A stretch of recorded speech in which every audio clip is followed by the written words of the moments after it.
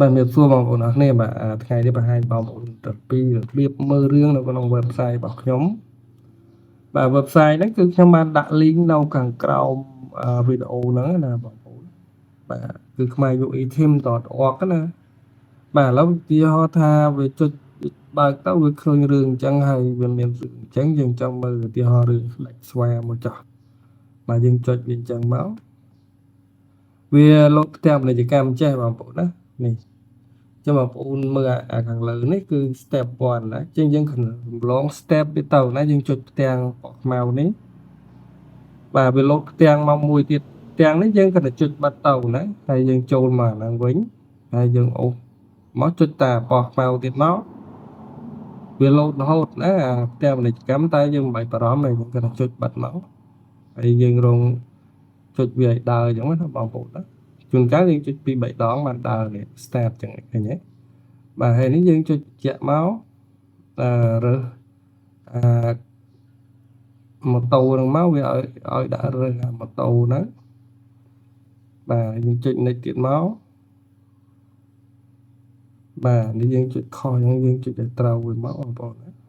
បាទចុចលើពាក្យ verify មកតែវាចេញគ្រីសចេះបានត្រូវបងប្អូនណាហើយចុចលើពាក្យ verify ទៀតមកវាលោតផ្ទាំងទៀតតែយើងព្យាយាមចុចវាបាត់ទៅអត់អីទេបាទចុច verify ទៀតមកខ្ញុំដាក់អញ្ចឹងដោយសារតែចង់បានចំណូលខ្លះពីលោតពាណិជ្ជកម្មហ្នឹងណាបងប្អូនបាទបើយកធ្វើអញ្ចឹងវាអត់បានអីសោះបាទទៅចុចកន្លែងហ្នឹងទៀតមកបាទចុចបិទទៀតមកបងប្អូនណាបាទហើយកន្លែងនេះយើងរងចាំនាទីណា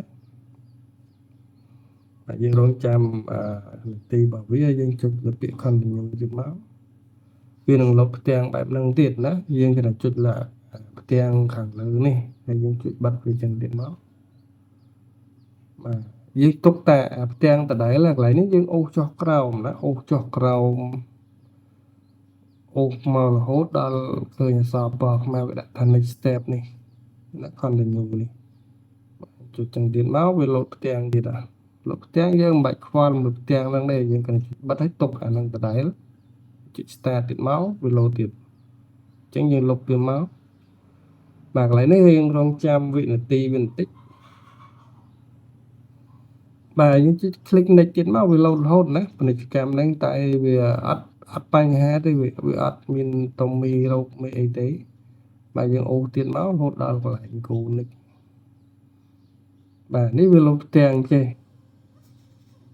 ចឹងវាលោតផ្ទាំងអញ្ចឹងយើងចុចបាត់មកវាលោតចូល YouTube យើងចូលមកកន្លែងហ្នឹងវិញមកបាទយើងចុចអញ្ចឹងវាលោតទៀតបាទលោតទៀតយើងគ្រាន់តែចុចបាត់ទៅអត់អីទេបាទ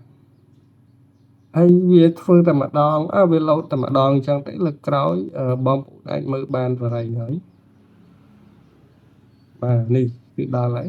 ព្រោះអាហ្នឹងវាគ្រប់ចំនួន5 step អញ្ចឹងយើងចុចបើកធម្មតាទៅក្រៅពីហ្នឹងភាគប្រមាណគឺវាលែងលោតហើយបងប្អូនអរគ្នាបាទហើយកន្លែងនេះយើងបរិពេញអេក្រង់មកបាទបាទអញ្ចឹងវីដេអូហ្នឹងបង្ហាញជូនបងប្អូនប៉ុណ្ណឹងហើយបងប្អូនអាចមើលបានបាទ